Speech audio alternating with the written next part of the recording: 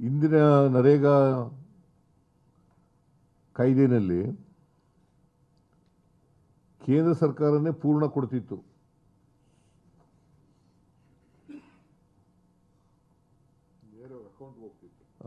ನೇರ ಅವ್ರ ಅಕೌಂಟಿಗೆ ಹೋಯ್ತಿತ್ತು. ಮತ್ತೆ ಕೇಂದ್ರ ಸರ್ಕಾರನೇ ಪೂರ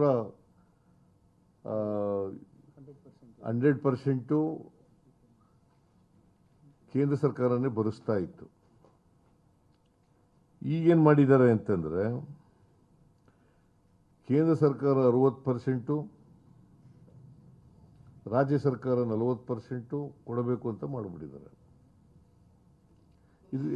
it is as good as centrally sponsored scheme ಥರ. ಆರ್ಡಿನರಿ ವೇನಲ್ಲಿ ರೈಟು ಇಲ್ಲ, ಅವ್ರ ಜಾಗದಲ್ಲೂ ಕೊಡೋಗಿಲ್ಲ, ಅವ್ರು ಕೇಳಿದಾಗಿ ಕೆಲಸ ಕೊಡಬೇಕು ಅದು ಇಲ್ಲ. ಮೂರನೇದು ರಾಜ್ಯಗಳ ಮೇಲೆ ಹೊರೆ ಹೊರಿಸ್ತಕ್ಕಂಥ ಕೆಲಸ ಮಾಡಿದ್ದಾರೆ. ವೇಜಸ್ ಈಗ 60% ಕೇಂದ್ರ ಸರ್ಕಾರ, 40% ರಾಜ್ಯ ಸರ್ಕಾರ. ಅದು ಜೊತೆಗೆ it is against the constitution. ಇದು ಕಾನೂನು ಪ್ರಕಾರವಾಗಿ ಆರ್ಟಿಕಲ್ 258, 280, 73ನೇ ತಿದ್ದುಪಡಿ ಪ್ರಕಾರ, ಸಂವಿಧಾನಕ್ಕೆ 73, 74 ತಿದ್ದುಪಡಿ ಆಯ್ತಲ್ಲ, ಆಗ 73ನೇ ತಿದ್ದುಪಡಿ ಪ್ರಕಾರ ಗ್ರಾಮ ಸಭೆಗೆ ಮತ್ತು ಗ್ರಾಮ ಪಂಚಾಯತಿಗಳಿಗೆ ಇದ್ದ ಅಧಿಕಾರಗಳನ್ನು ಈಗ ಕೇಂದ್ರ ಸರ್ಕಾರ ಕಿತ್ಕೊಂಡ್ಬಿಟ್ಟಿದೆ. ಇದು it is against the decentralisation, it is against the federalism, it is against the constitution. Manusmriti ಏನು ಹೇಳ್ತದೆ ಅಂತಂದರೆ,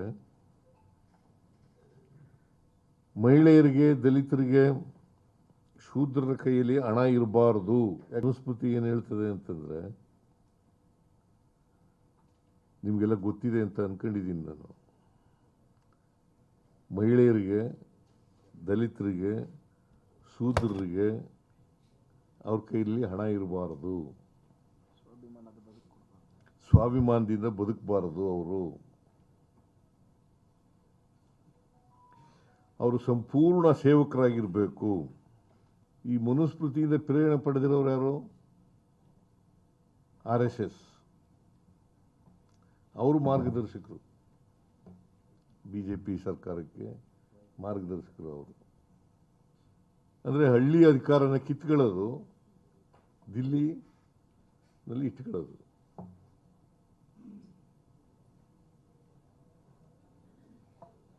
ಹಳ್ಳಿ ಅಧಿಕಾರನ ದಿಲ್ಲಿ ಅಧಿಕಾರ ಕಿತ್ಕೊಂಡಿದೆ.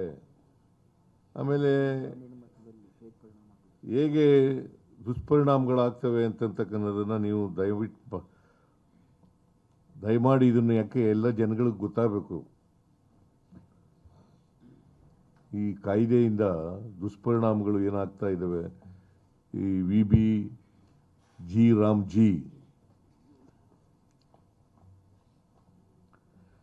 ನಿರುದ್ಯೋಗದ ಇವರು ಈಗಾಗಲೇ ಹಂಚಿದ್ದಾರೆ. ಇವನ್ನೆಲ್ಲ ನಿಮಗೂ ಕೂಡ ಕೊಡ್ತಾರೆ. ನಿರುದ್ಯೋಗದ ಪ್ರಮಾಣ ಹೆಚ್ಚಳ ದುಷ್ಪರಿಣಾಮ ನಂಬರ್ 1. ಕನಿಷ್ಠ ವೇತನದ ರಕ್ಷಣೆ ಇಲ್ಲದೆ ಕಾರ್ಮಿಕರು ಸಂಕಷ್ಟಕ್ಕೆ.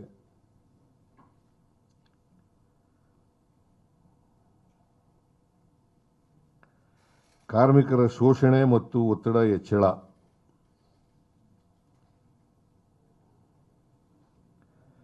ಉದ್ಯೋಗದಲ್ಲಿ ಮಹಿಳೆಯರಿಗೆ ಪಾಲುದಾರಿಕೆ ಇಳಿಕೆ.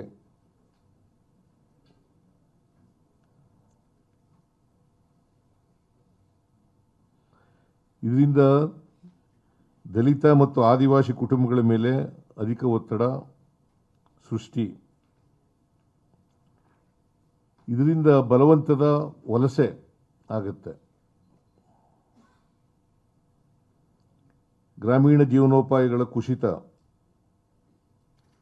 ಇದರಿಂದ ಗ್ರಾಮೀಣ ಬದುಕಿನಲ್ಲಿ ಸಂಕಷ್ಟ ತೀವ್ರಗೊಳ್ತದೆ. ಇನ್ನೊಂದು ಭಾಳ ಮುಖ್ಯವಾಗಿ ಪಂಚಾಯಿತಿಗಳು ಬರೀ ಅನುಷ್ಠಾನಗೊಳಿಸ್ತಕ್ಕಂಥ ಸಂಸ್ಥೆಗಳಾಗ್ತವೆ. ಸ್ಥಳೀಯ ಕಾಮಗಾರಿಗಳನ್ನು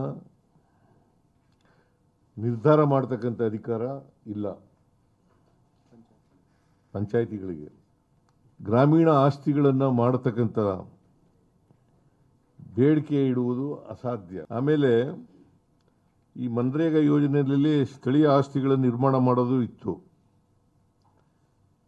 ಈ ಕಾಯ್ದೆನಲ್ಲಿ PM ಗತಿಶಕ್ತಿ ಯೋಜನೆಯಲ್ಲಿ ದೊಡ್ಡ ದೊಡ್ಡ ಕಾಮಗಾರಿಗಳನ್ನು ಕೈಗೆತ್ತಿಕೊಳ್ಳುವ ಮೂಲಕ ಸ್ಥಳೀಯ ಪಂಚಾಯಿತಿಗಳು ಕಾರ್ಮಿಕರನ್ನು ಪೂರೈಕೆ ಮಾಡುವ ಏಜೆಂಟ್ಗಳೆಂಬಂತೆ ಮಾಡಲಾಗಿದೆ.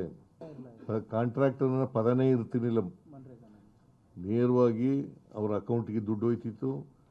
ಅವರು ಜನ ಕೇಳಿ ಕೆಲಸ ಇಂತಿದೆ ಮಾಡಬೇಕು ಅಂತ ಇದ್ರು. ಜೊತೆಗೆ ಅವ್ರ ಜಮೀನುಗಳಲ್ಲಿ ಮಾಡ್ಕೋಬೋದಾಗಿತ್ತು. ಈ ಮಟ್ಟ ಮಾಡೋದು, ಗಿಡ ನೆಡೋದು,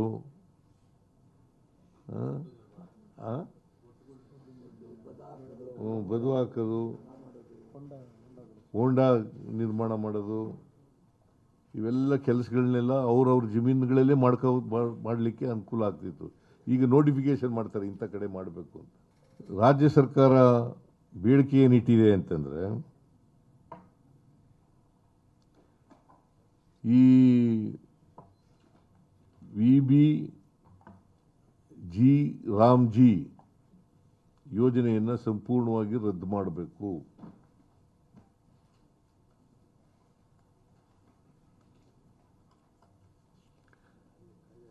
ಆಮೇಲೆ ಮನ್ರೇಗಾ ಕಾಯ್ದೆಯನ್ನು ರೆಸ್ಟೋರ್ ಮಾಡಬೇಕು.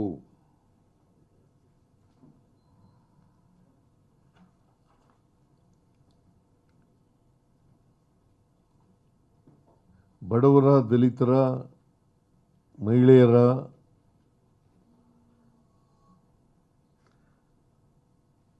ಸಣ್ಣ ರೈತರ ಉದ್ಯೋಗದ ಹಕ್ಕನ್ನು ಪುನರ್ ಸ್ಥಾಪಿಸಬೇಕು.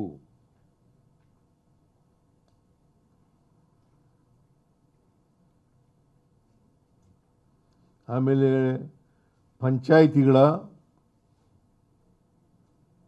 ಸ್ವಯಂ ಆಡಳಿತದ ಹಕ್ಕನ್ನು ಮರುಸ್ಥಾಪಿಸಬೇಕು.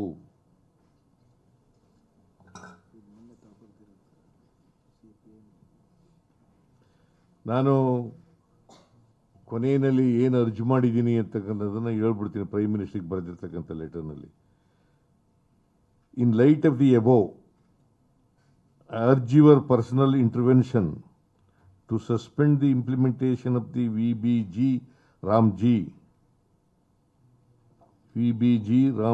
Act and to initiate constitutionally mandated consultations with the state governments to strengthen the right to livelihood and build a present resilient Bharat, Vikasita Bharat.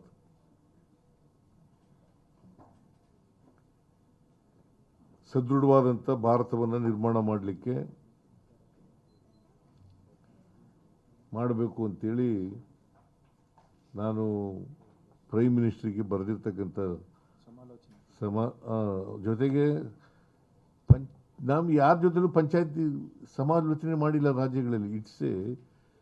ಇದು ಪಂಚಾಯತಿ ಆಗ್ತಿದೆಯಲ್ಲ, ಇದು ಕನ್ಕರೆಂಟ್ ಲಿಸ್ಟ್ನಲ್ಲಿ ಬರೋದು.